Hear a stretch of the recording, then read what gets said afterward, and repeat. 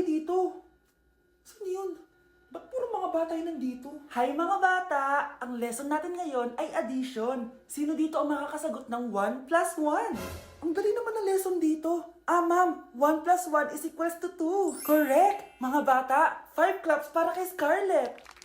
Hindi niyo ba alam yun? Mga bata, science na tayo ha? Ilan ang planeta sa solar system natin? Ba't walang nagtataas ng kamay?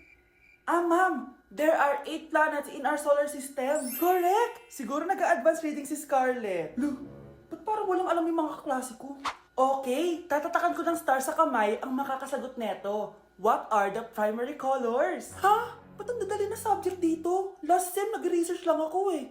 Ma'am, the primary colors are red, blue, and yellow. Wow! Mukhang may magiging top 1 na tayo ah. Hala, mukhang magiging top 1 pa ako dito. Namali siya ng classroom.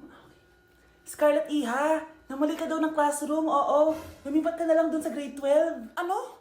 Siya ba'y napunta sa kinder? Alright, may bagong dating tayo, class.